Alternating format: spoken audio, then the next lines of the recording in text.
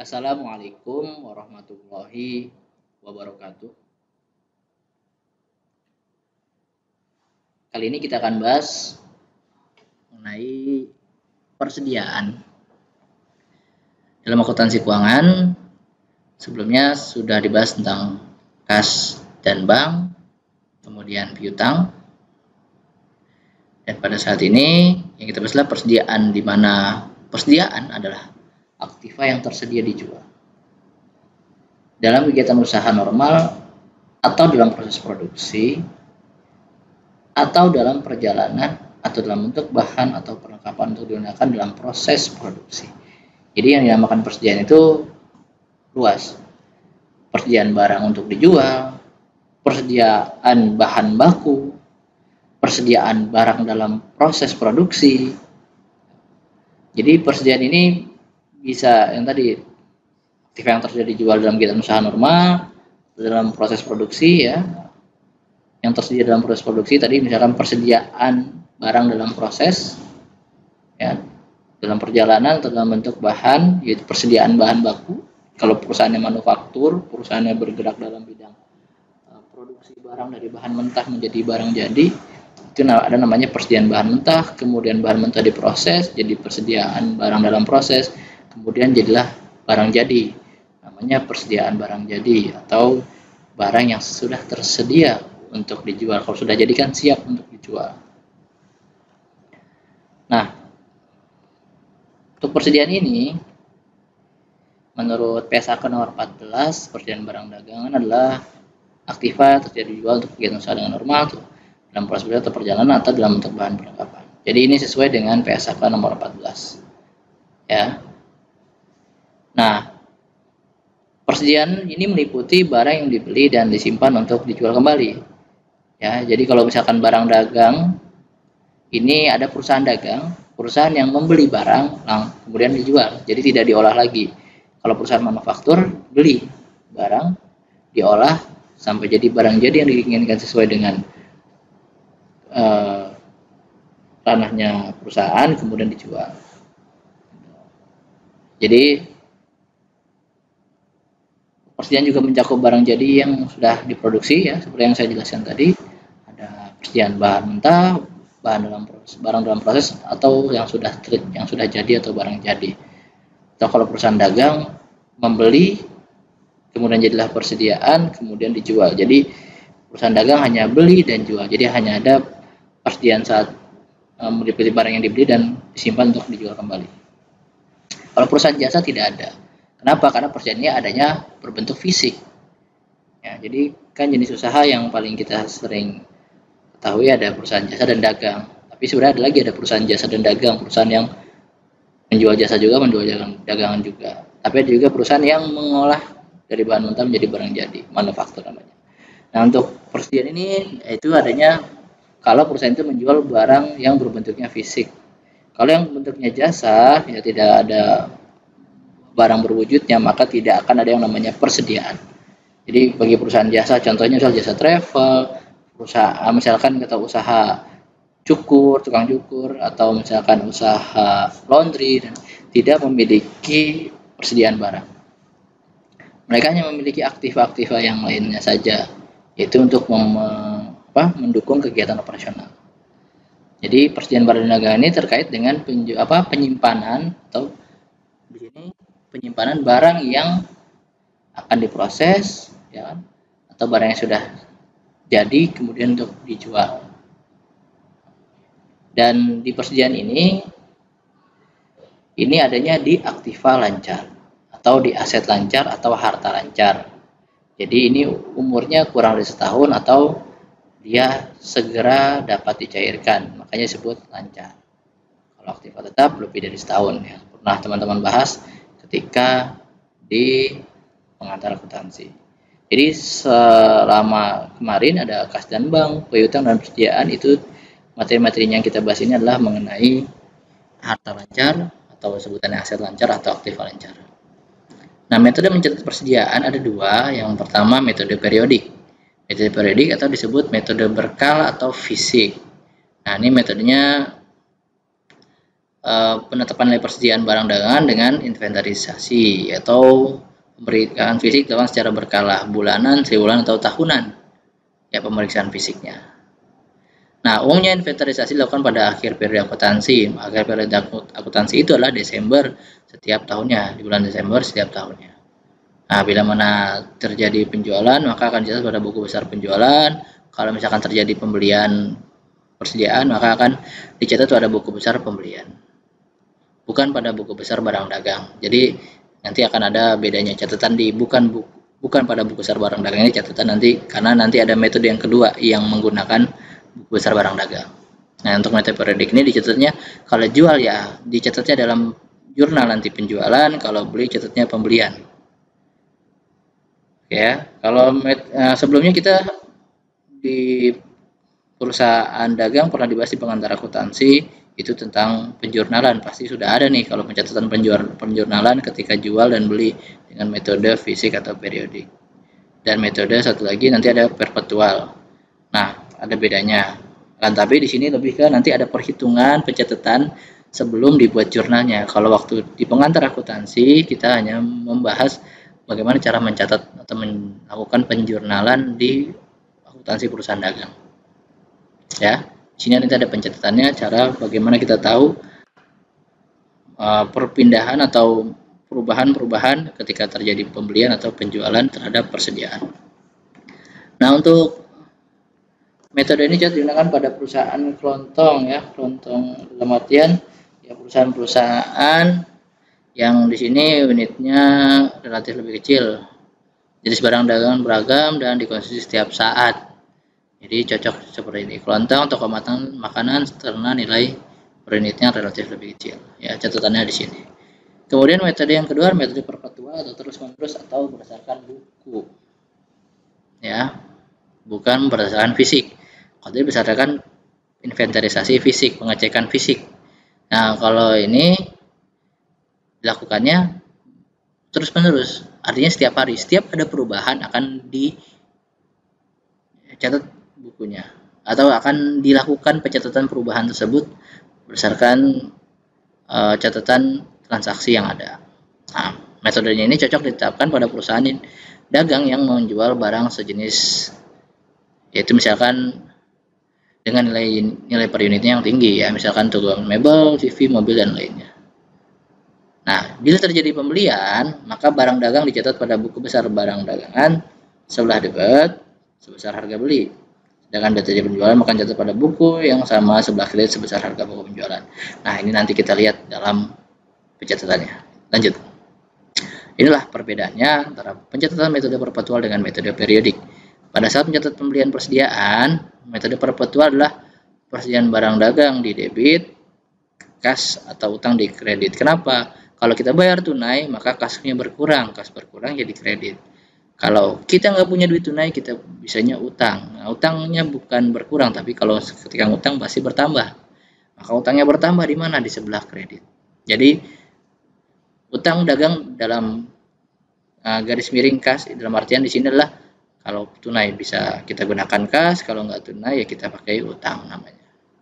Akan tetapi pencatatan persediaan tetap sama, yaitu di debit. Cuman cara bayarnya aja yang mana, mau utang atau pakai kas. Ya, persediaan barang kenapa di debit? Karena merupakan aktiva.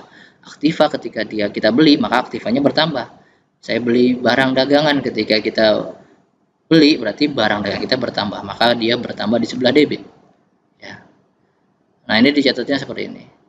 Nah, akan tapi beda dengan metode fisik, dia tidak menggunakan akun atau nomor rekening nama rekening ya, dia menggunakan persediaan, persediaan. Dia akan menggunakan yang namanya pembelian. Jadi kita ketika beli bukan dicatat di akun persediaan barang dagang, tapi dicatat yang namanya pembelian. Jadi debitnya beda.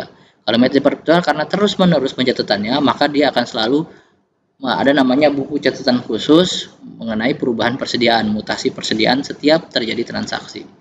Maka dia setiap waktunya, hari ini misalkan ada 4, berarti ntar ada perubahan 4 catatan persediaan barang dagang. Tapi kalau metode fisik tidak. Dicatat dalam pembelian, nanti di akhir periode, bisa di akhir tahun, Desember, 31 Desember, akan lakukan penyesuaian atas pembelian-pembelian tadi. Jadi nanti dicatatnya dia di periode yang ditentukan tadi, bulan, tribulan, atau tahun. Biasanya di akhir tahun. Nah, kalau perpetual nggak nungguin akhir tahun. Saat berubah, saya jual, saya beli, itu akan dicatat langsung ke namanya akun persediaan barang dagang. Ya, selanjutnya perbedaan pada saat mencatat saat transaksi penjualan. Kalau untuk metode perpetual, ya, jurnalnya itu dia ada dua. Yang pertama mencatat penjualannya, itu saat kita menjual dan dicatat dengan kas atau piutang. Kas itu ketika dibayar oleh konsumen kita secara tunai, piutang ketika konsumen kita tidak mampu membayar secara tunai, artinya kredit. Nah, yang pertama mencatat penjualan. Yang kedua adalah mencatat perubahan atas berkurangnya persediaan barang dagang. Karena kalau di perpetual tadi, saat kita beli, dia dicatatnya dalam persediaan barang dagang, di debit. Nah, ketika dijual, maka persediaan barang dagang ini berkurang, yaitu menjadi di sebelah kredit. Dan lawannya, yaitu harga pokok penjualan.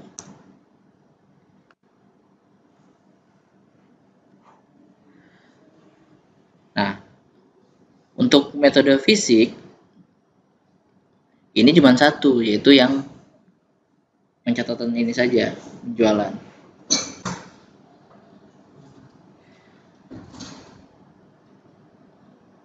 Dia nanti akan melakukan pencatatan persediaan dan harga pokok penjualan pada akhir periode. Jadi yang jurnal keduanya ini tidak dilakukan sekarang, tapi dikumpulkan jadi satu, nanti dicatatnya di akhir periode dengan angka yang sudah dihitung pada akhir periode nanti di sini. Ya, jadi bedanya itu. Jadi kalau perpetual langsung dibuat perubahan persediaan dengan mencatat juga harga pokok penjualan atau HPP. Sementara kalau metode fisik tidak, ya, bedanya di situ. Nah, untuk selanjutnya pencatatan pada saat akhir tahun. Nah, kalau perpetual tidak perlu ada ayat jurnal penyesuaian karena dia setiap transaksi tadi pada saat jual maupun beli sudah mencatat persediaan langsung ke akun persediaan. Tapi kalau metode fisik tidak, akan dia langsung masuk ke pembelian saat beli dan ke penjualan saat jual tanpa membuat jurnal harga pokok penjualan dan persediaan barang dagang. Nah, kalau metode fisik nanti akan ada perhitungannya. Jadi dia ada perhitungannya, persediaan awal ada, persediaan akhirnya berapa gitu kan, nanti barang yang atau persediaan yang terpakai berapa. Nanti ada perhitungannya. Nah, ini untuk pencatatan secara akuntansi atau penjurnalannya ada 3 jurnal, yaitu mencatat persediaan barang dagang awal, yaitu dimana persediaan barang dagang awalnya kita taruh di sebelah kredit karena kita kurangkan, itu dengan lawannya adalah harga pokok penjualan. Harga PP-nya di sini bertambah, persediaannya berkurang. Sementara untuk selanjutnya mencatat pembelian neto, pembelian bersih. Jadi pembelian yang ada dari awal tahun sampai akhir tahun. Nah, nanti ada angkanya setelah dihitung, itu dicatat sekarang. Yaitu pembelian bersihnya berapa. Pembelian itu pembelian bersih. Lawannya adalah harga pokok penjualan. Jadi di sini menggunakan harga pokok penjualan. Nah, untuk terakhir mencatat, tadi udah awal udah, sekarang persediaan barang dagang yang akhir. Nah, akhir itu kan yang tersisa berapa sih? Yang akhirnya ada, masih ada gitu. Yang masih ada berarti yang masih jadi aktiva. Yang masih jadi aktiva berarti yang masih ada di sebelah debit. Karena normalnya di sebelah debit. Makanya yang kita mencatat yang masih ada. Di sini persediaan barang dagang yang akhir. Tuh. Misalkan ada 20, terus kita selama setahun kita beli 50, berarti 20 tambah 50 terpakai 60. Berarti 20 tambah 50 70, terpakai 60, berarti 70 kurang 60 10 misalkan, berarti persediaan barang dagang akhirnya 10. Seperti itu. Nah, di sini kita semuanya menggunakan lawannya adalah harga pokok penjualan. Ketika persediaan barang dagangnya jadi debit, maka HPP-nya ada di sebelah kredit. Ya, ingat ya, kalau fisik ada 3 jurnal di akhir tahun, itu perlu penyesuaian karena menyesuaikan yang ada dari awal sampai dengan akhir, baru dicatat di akhir. Kalau metode perpetual, karena setiap transaksi ada pencatatan persediaan, maka tidak perlu ada ayat jurnal penyesuaian di akhir tahun. Seperti itu. Nah, ini contohnya untuk persediaan dengan metode perpetual dengan pencatatan secara sistemnya FIFO. FIFO itu adalah first in, first out. Jadi ada 3. Ada FIFO, first in, first out, ada LIFO, last in, first out, dan ada average atau rata-rata. Nah, kalau FIFO berarti first in, first out. Yang pertama kali barang dagangan itu kita beli, berarti harga yang pertama itu yang akan kita jual. Atau barang yang pertama kita beli akan kita jual itu pertama kali. Atau out berarti dijual. Yang pertama kali kita beli, yang pertama kali kita jual. Kalau LIFO, last in, first out, yang terakhir kita beli, yang pertama kita jual. Kalau average, merata-ratakan semuanya. Nah, ini pencatatan bukan soal barangnya, tapi nilai barangnya ya, alias harga barangnya, yang nanti akan kita rata-ratakan atau kita buat pencatatan first in, first out, atau last in, first out. Ya, yang pertama kita melakukan first in, first out, yaitu yang pertama kali masuk yang akan pertama kali kita catat sebagai barang, harga nilai barang atau harga barang yang terjual. Pertama, saldo persediaan 1 Januari itu adalah 10 dengan biayanya 20. Jadi pembelian waktu itu persediaannya sebesar 10, biayanya 20 dikali 10 kali 20, $200. Ya, 10 unit kali $20. Ini di sini kebetulan contohnya pakai dolar, yaitu $200 jadinya total biayanya. Kemudian tanggal 4 Januari terjadi penjualan, yaitu dijual dari 10 terjual 7. Nah, harga jualnya biasanya di atas harga beli kita. Tadi yang 20 itu harga beli, biaya pada saat kita membelinya. Harga jualnya di sini adalah 30. Nah, akan kita catat bagaimana dengan first in, first out. Ya. Nah, jadi untuk FIFO di sini metode perpetual ya, perpetual berarti harga pokok penjualannya dicatat di sini 7 yang keluar, HPP-nya 7 keluar, terus B per unitnya 20, ininya jadi 140. Nah, yang ketiga, yang 30 kemana? Yang 30 ini untuk dicatat sebagai penjualan. Tadi kan ada, kalau ini kan kita lagi membuat kartu pencatatan perubahan atas keluar masuknya barang tadi dengan harganya atau biayanya. Nah, yang dicatat di dalam tabel ini adalah yang kita beli dan yang terjual berapa. Nah, untuk angkanya kenapa tetap 20? Karena kita memakai biaya yang pertama kali ada yang kita beli yaitu 20. Jadi di sini tetap 20. Jadi sisa 3 unit tetap dengan harga 20 karena awalnya 20. Yang tadi harusnya kan $30 ya. Nah, ini dicatatnya untuk pencatatan jurnal penjualan. Jadi 30 ini bukan dicatat di kartu ini, tapi dicatat di jurnal. Ya. Nanti akan ada pencatatannya. Nah, kemudian tanggal 10 ada pembelian 8. Kita beli 8 tapi harganya bukan 20 lagi, tapi harganya sudah 21. Nah, maka yang tadinya kita baru sisa 3, ternyata sekarang nambah di pembelian 8. Nah, jumlahnya 8 dengan biayanya 21. Karena harganya beda, maka pencatatan saldo persediaannya jadi ada 2. 3 unit dengan harga 20, 8 unit dengan harga 21. Jadi ada bedanya nih. Kenapa? Ya nanti yang kita bilang first in, first out.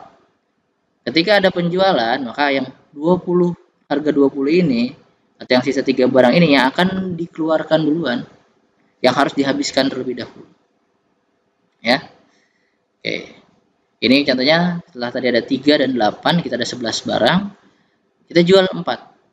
Harganya 31. Nah, 31 ini dicatat nanti di jurnal. Pokoknya intinya di tabel ini kita tidak mencatat jurnal penjualan, tapi kita mencatat cara mengetahui bagaimana mencatat secara first in, first out. Nah, ini dia, karena jual 4, nah kita jual dulu yang barang yang 3 tadi, ini kan sisa 3 dengan harga 20. 3 barang dengan harga 20 kan first in. Jadi yang pertama kan 20, yang kedua baru 21. Berarti yang kalau first in, yang pertama dulu yang kita jual. Yaitu 3 barang dulu yang kita jual dengan harga 20 dan 1 barang dengan harga 21. Nah, karena barang yang pertama sudah habis ya, yang 3 ini yang harga 20 udah habis, berarti yang saldo persediaan tidak ada lagi di harga 20. Hanya tersisa saldo persediaan di harga 20 saat pembelian $21. Tersisa berapa? 7, karena 8 kurang 1, 7. Ya. Ini 147 tinggal pengkalian saja, 21 kali 7 gitu. Pokoknya kalau total tinggal perkalian jumlah dan biaya per unitnya. Kemudian jual lagi 2. Nah, kita jual lagi 2 dengan harga 32. Nah, yang dicatat tetap dengan harga 21 karena tidak ada harga lain lagi. Kalau ada harga lainnya, maka ya tetap harga yang paling pertama, itu yang paling duluan atau pertama kali atau first ya. First in, kemudian yang di first out dulu. Maka kita ambil dari 7, 2 dengan harga 21. Ingat ya, harga 20 sudah tidak ada lagi. Nah, berarti sisa dari 7 kurang 2, sisa 5. Nah, kalau angka ini 21, 20 ini tinggal mengikuti yang ada sebelumnya. Ya. Kalau misalkan 20 masih ada pakai 20 seperti yang ini, 20 dan harga 21 ya. Ini kebetulan dengan harga 21 dijual 2 sisa 5. Untuk yang 32 ini nanti pencatatan di jurnal. Kemudian tanggal 30 beli lagi 10. Nah, kita catat lagi di pembelian di sebelah sini. 10.22. Dengan harganya ada 2 jadinya. Kita masih punya harga 215 unit. Nah, sekarang kita beli lagi dengan harga 22 10 unit. Kalau harganya masih 21 ya kita masukin ke harga tetap harga 21. Ini karena harganya beda. Kalau harganya masih 21 ya kita masukkan ke dalam harga 21. Ya, jadi nilai biayanya atau nilai harga per unit saat kita beli yang dimasukkan ke dalam maksudnya pencatatan first in first out ya. Sini karena menggunakan metode perpetual. Jadi setiap transaksi dicatat seperti ini. Ini kartu persediaan. Oke ya. Ini 18 dari mana tadi ada di sini 8 dan 10 ya. Di sini 38. Jadi ini penjumlahan yang dari jumlah. Ini penjumlahan dari total biaya 388. Ini juga sama 13 263 penjumlahan dari sini. Ini juga 15, ini penjumlahan dari sini. 15 ini dari 5 tambah 10. Ya, yang tersisa aja namanya saldo. Jadi yang tersisa 15 10 nih 105 tambah 320 berarti 325. Kalau yang 13 ini jumlah dari semuanya, yang ini juga 18 dari semuanya. Ini juga dari semuanya, yang di 263 dari semuanya. 140 tambah 60 tambah 21 tambah 42 263. Ini metode first in, first out. Berikutnya metode last in, first out. Nah, last in, first out ini adalah metode di mana harga yang terakhir atau biaya yang per unit terakhir yang dicatat duluan pada saat transaksi penjualan. Oke, sama kayak yang tadi ya, tanggal 10 udah ada. Tanggal 1 udah ada 10 unit dengan biaya 20. Nah, berikutnya ada penjualan 7 unit dengan harga 30, tapi pencatatan persediaannya tetap yang 20 karena akan mencatat harga aslinya. 7 20 berarti sisa 3 dengan harga 20. Transaksinya masih sama. Kemudian ada di sini. Ada terbentuknya lapisan baru nih. Nah, jadi kita beli tadi kan tanggal di sini 8 tanggal 10 8 unit dengan harga 21, maka ada 3 dengan harga 20, 8 dengan harga 21. Ini terjadi tanggal 4 terjadi penjualan 7, tanggal 10 terjadi pembelian 8. Kemudian tanggal berikutnya tanggal 22 terjadi penjualan seharga 21. Kenapa? Namanya last in first out. Kita nyatetnya bukan harga 20 tapi kita nyatet dengan harga 21. Kenapa? Last in first out. Harga yang terakhir yang dikeluarkan duluan. Harga terakhir 21. Bukan 20 lagi. Karena yang kalau tadi first in berarti yang 20 duluan yang kita habiskan. Sekarang last in berarti yang terakhir masuk itu yang pertama kali kita keluarkan. Yang harga 21 ada 8. Dijual 4 berarti 8 dari 4.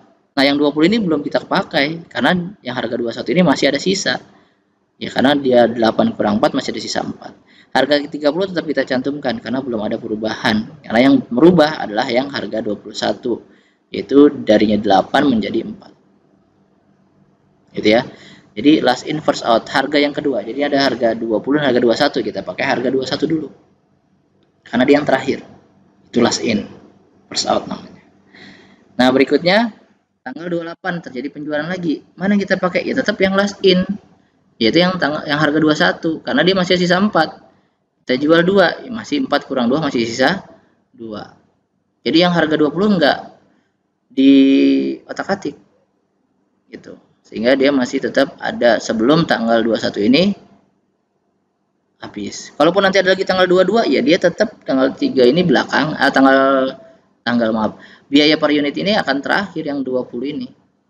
Pokoknya ada tanggal harga 21, harga 22, harga 23. Pokoknya selagi harga-harga sebelum yang terakhir yang last in ya, yang terbaru itu sudah habis terjual, kita baru mencatat yang pertama kali ini. Itu tanggal harga 20 tersisa 3 unit. Ya, masih ada 2 pencatatannya. 3, kita masih punya 5 barang. 3 dengan harga 20, 2 dengan harga 21. Seperti itu. Yang tersisa 5 barang. Kemudian terjadi pembelian tanggal 30 10 unit. Harga 22, maka akan terbentuk 3 harga jadinya. Karena yang 21 belum habis, tanggal 21 belum habis, harga 21 belum habis, maka unit yang harganya 20 juga belum habis. Sehingga karena kita beli lagi ternyata harganya bukan 21 atau 20 lagi, harganya udah naik lagi dari 22. Maka catat lagi, berarti ada 3 harga dengan komposisi unit yang berbeda. Harga 20 dengan 3 unit, harga 21 sisa 2 unit, harga 22 tersisa 10 unit. Tetap sama, akhirnya adalah 15 unit. Akan tetapi pencatatan total biayanya berubah. Kalau tadi 325, sekarang kalau di LIFO jadinya 322. 60 tambah 42 tambah 220. Ya. Jadi ada 3 baris karena ada 3 harga yang berbeda. 3 20, 2 harga 21, 10 harga 22. Seperti itu. Kalau yang ini sama, ini penjumlahan 8 tambah 10 18, 168 tambah 2 20 388, 7 42 13, 140 tambah 84 tambah 42 266. Seperti itu. Ini last in first out atau LIFO.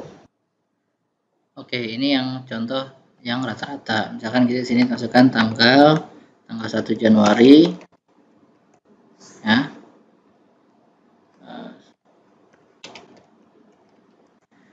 1 Januari keterangannya adalah di sini persediaan.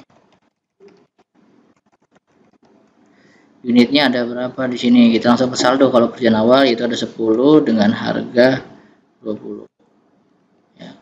Harga 20 jumlahnya berarti 200. Oke. Ya. Nah, untuk yang selanjutnya yaitu ketika kita terjadi transaksi tanggal 4 ya, 4 Januari. Ini namanya penjualan di Januari ini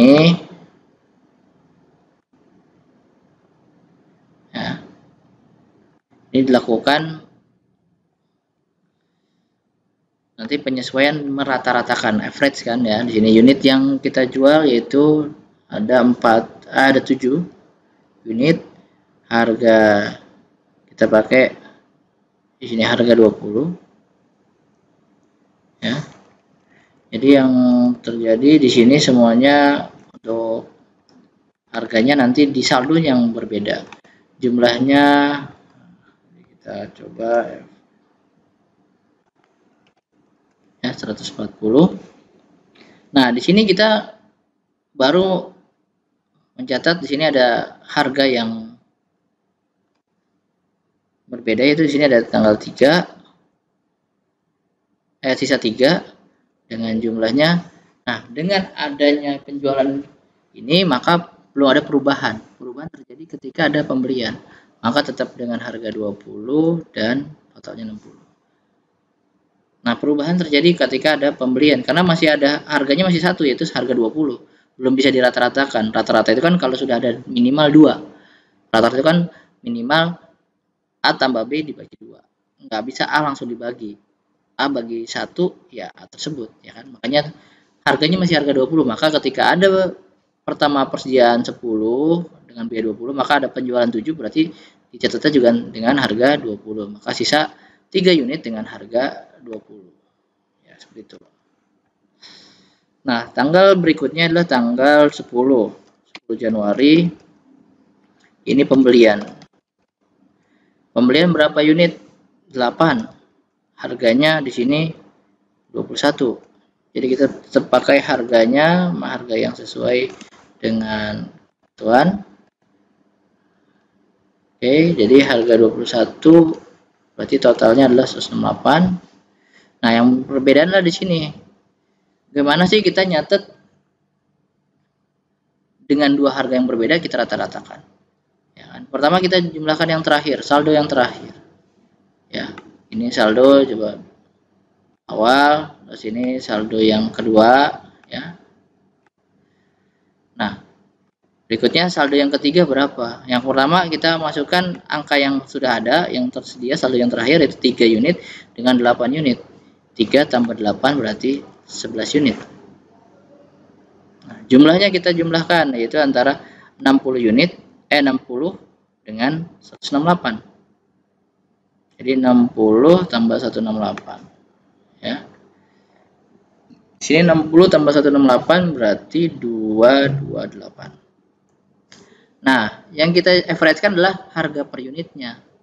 Harga per unitnya berapa? Yaitu 228 dibagi 11.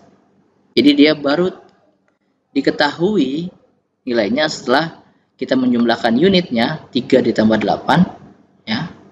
3 ditambah 8 dengan 3 itu adalah saldo yang udah ada, 8 adalah pembelian yang baru, plus jumlahnya tadi 60, 3 kali 20 adalah 60, dan jumlah 8 kali 21 adalah 168. 60 ditambah 168 adalah 228. Nah, untuk mencari 11 adalah 228 dibagi, untuk mencari harga per unit atau biaya per unit, 228 dibagi 11. 228 dibagi 11. Dapatlah harganya di sini. Kalau misalkan kita pakai koma, yaitu 20,73. Atau kalau kita misalkan mau pakai harga yang komanya 1, kita tinggal pakai 20,7 seperti itu. Jadi gimana teman-teman maunya berapa di belakang koma kalau soal ini? Jadi bebas sih. Tapi yang bagusnya adalah minimal 2 di belakang koma. Nah, inilah saldo yang ketiga, saldo terbaru setelah dirata-ratakan. Jadi yang beda adalah di sini, pada saat merata-ratakan. Jadi harga yang akan dipakai ketika mencatat perubahan penjualan itu di 20,3. Contohnya di sini ada penjualan tanggal 22 sebesar 4 unit. Kita catat tanggal 22 Januari penjualan. Nah, penjualan di sini ada 4. Nah, harganya mana? Harga yang ini 20. Kita catatnya. Ya.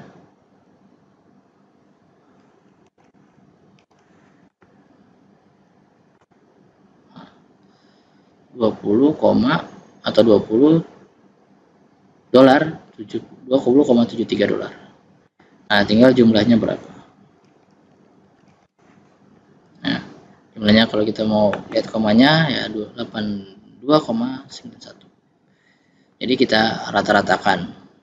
Kenapa saya pakai desimal? Karena tadi masih jumlahnya nominalnya 21, dibulatkan terlalu jauh. Nah, ini selanjutnya kita catat 11 dikurang 4. Berarti sisa 7. Ya, sisa 7 harganya tetap sama karena belum ada pembelian. Jadi ketika penjualan, ya harganya sudah dirata-ratakan. Tinggal kita ambil totalnya, berarti totalnya adalah 17 kali 20,73 total 145. Nah, di sini kalau 2 dibawah 145,9. Itu contohnya. Ya. Kalau unit kita nggak boleh koma-komain karena unit kan nggak bisa, 1,5 unit nggak bisa. Karena di sini kan lagi bahas barang yang di sini kalau kita buat yang berbentuk fisik, yang dimana dia ukurannya bilangan bulat, 1 piece 2 piece. Tapi kalau harga kita bisa koma-koma atau kita bisa desimalkan. Tanggal 22 sudah penjualan 4. Nah, kemudian ada lagi tanggal 22. Jadi kalau yang harga yang 30 312 ini nggak dicatat di tabel ini, dicatatnya pada saat membuat jurnal. Terpakai saat membuat jurnal. Ya. Saat membuat jurnal yang mana? Nah, ini yang ada yang pernah di awal dikasih tahu. Nah, di sini pada saat mencatat nih. Nanti penjualan ini angka yang ada di sini catatnya dengan angka 30, 31 dan 32 yang tadi ada di soal. Ya, yang ini.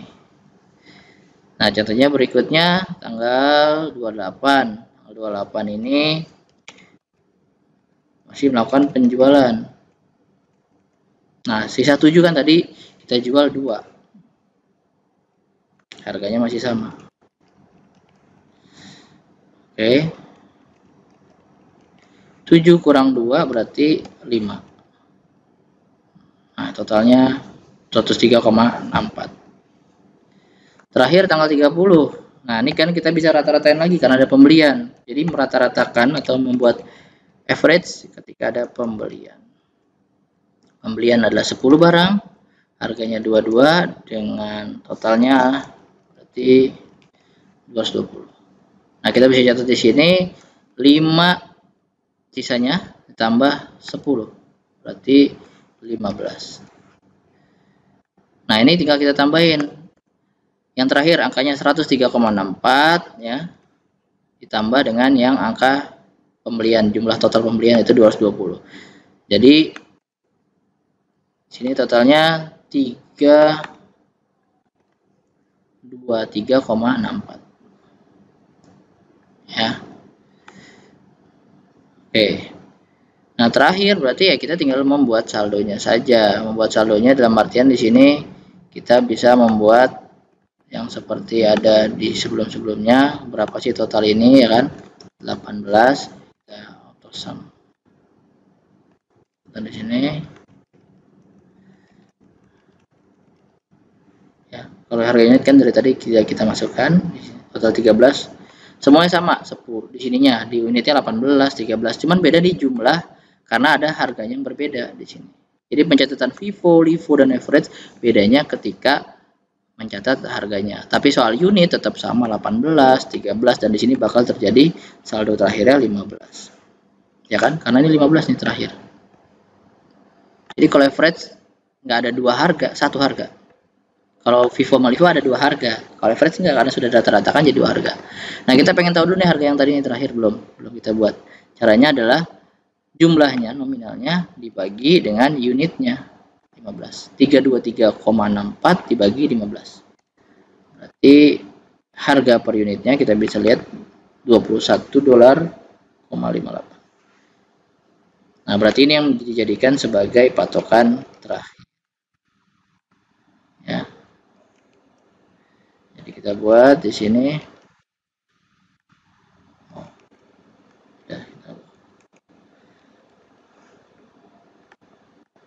Nah, seperti ini saldo akhirnya ya.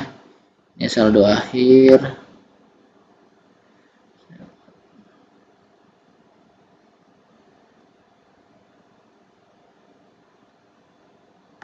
Nah, ya saldo akhirnya semuanya ditotalkan total atau jumlahnya 15 kali 2 1,58 ya 324. 323,64. Nah, inilah yang akan menjadi pencatatan dengan metode perpetua dengan cara membagi harganya menggunakan average. Ya, ingat ya, kalau FIFO dan LIFO masih memiliki 2-3 harga atau lebih, tapi kalau average tidak. Setiap ada perubahan karena ada pembelian, maka akan dirata-ratakan harganya. Kalau penjualan, ya ikut harga terakhir yang setelah dirata-ratakan. Jadi terjadi perubahan harga dalam pencatatan persediaan, metode average adalah saat terjadi pembelian. Seperti itu. Selanjutnya, pencatatan dengan metode yang kedua untuk persediaan, yaitu periodik dengan 3 model, yaitu first in, first out, last in, first out, dan average atau rata-rata. Jadi sama seperti yang perpetual, ada 3. Yang pertama, di sini ada pencatatan batas pembelian. Semua pembelian itu dilakukan pada tanggal 10 Maret, 21 Desember, dan 18 November. Sementara persediaan awalnya tersedia 200 dengan harga $9. Untuk 10 Maret 300 unit dengan harga 10, kemudian 400 dengan harga 11 pada 21 September, dan 100 unit pada harga 12 di tanggal 18 November. Totalnya ada 1000 unit yang tersedia untuk dijual selama tahun tersebut, tahun yang kita pakai sini. Nah, kemudian kita cari harga pokok, atau di sini harga pokok barang yang tersedia. Jadi 200 kali 9, 300 kali 10, dan sampai 100 unit tersebut kita cari berapa sih. Nah, tinggal kita totalkan, ya, dikalikan 209, 300 kali 10, 400 kali 11, 100 kali 12, totalnya adalah $10.400 harga pokok barang yang terjual. Selanjutnya kita melakukan perhitungan fisik.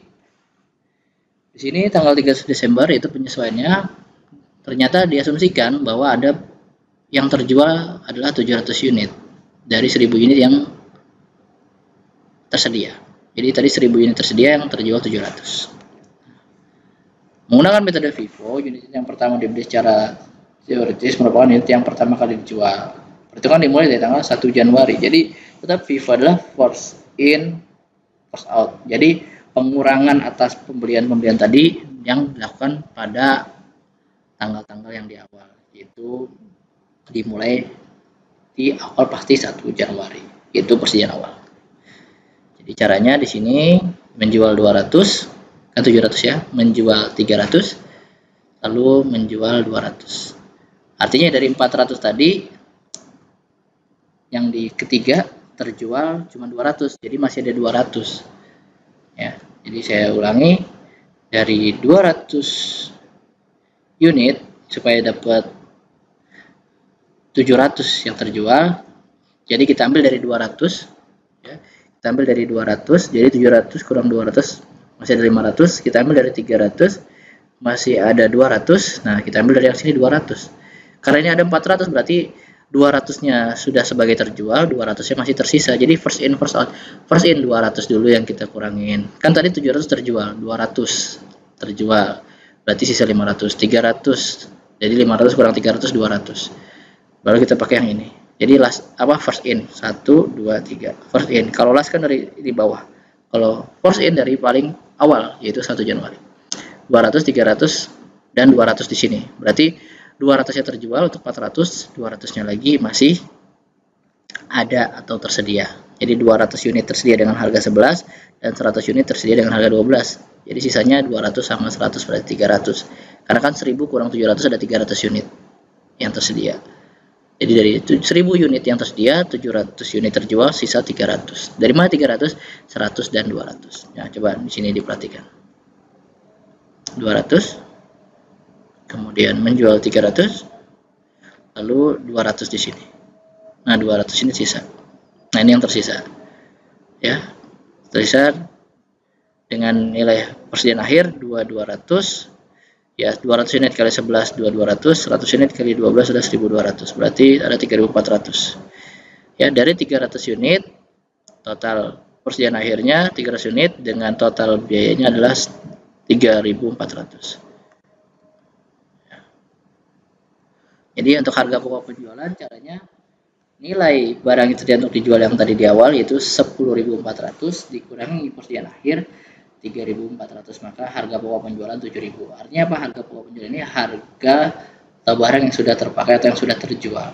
Jadi yang terjual itu dinilai HPP-nya 7.000. Jadi total keseluruhan 10.400, yang kita catat terakhirnya sisa 3.400, persediaan itu yang tersisa.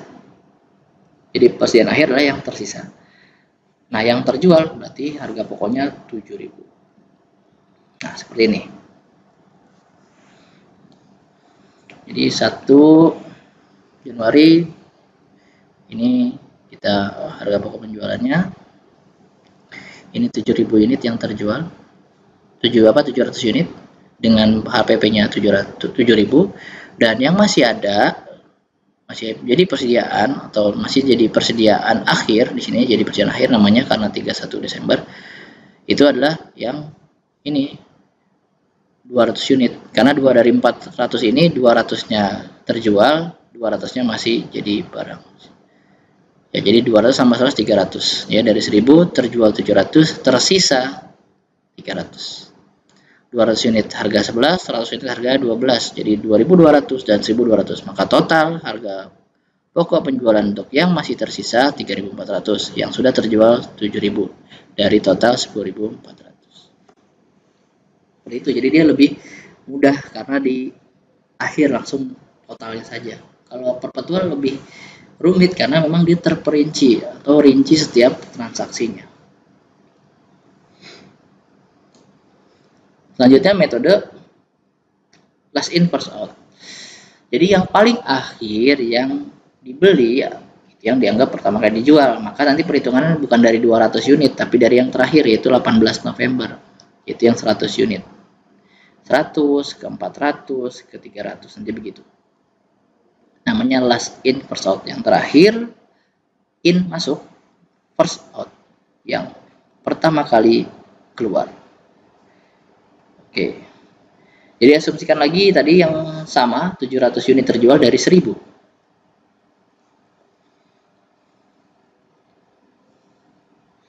Ya, ini sama total harga pokoknya. Kemudian menjual 100, menjual 400 baru 500. Karena 700, 200 kita ambil dari yang berikutnya. Karena 300 tadi kita ambil 200, sisa 100 unit. Jadi tadi di sini ada 100, 400, 300, 200. Karena 700 berarti 100 diambil dari sini, sisa 600. 400 diambil di sini, 600 kurang 400 sisa 200. 200 kita ambil dari yang berikutnya. Nah, karena di sini tadi aslinya 300, kita ambil 200, maka tersisa 100. Ya. Nah, totalnya 1000 dan 1800, maka persediaan akhir atau yang masih tersedia 2800. Yang masih ada nih persediaan barang dagang kita setelah menggunakan metode LIFO. Kalau menggunakan metode FIFO tadi kan 3400. Nah, bedanya di pencatatan ininya. Jadi barang dagang yang dijual tadi totalnya 10.400 sama ya kayak metode FIFO. Bedanya persediaan akhirnya metode FIFO 3.400, metode LIFO 2.800. Jadi lebih sedikit dinilai persediaan akhirnya. Harga pokok penjualannya yang terjual 7.600. Kalau FIFO pakainya 7.000 tadi. Ini contohnya. Jadi dari bawah ya. Ini diambil dulu dari sini 100, diambil lagi dari sini 400, diambil dari sini 200. Ya 200 saja tuh. Yang 100-nya ke sini. Jadi dari 300, 200 dianggap terjual, 100 masih ada. Ya. Jadi ini mohon maaf, ini 1.800 ada dua. Harusnya satu ya, 1.800 sama 1.000. Ini double jadinya. Ini enggak dianggap yang satu.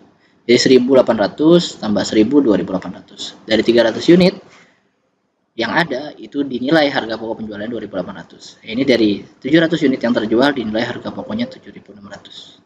Ya, bedanya itu. Kalau LIFO dari bawah, dari yang paling akhir ke atas, kalau FIFO dari yang paling awal sampai yang paling akhir. Seperti itu.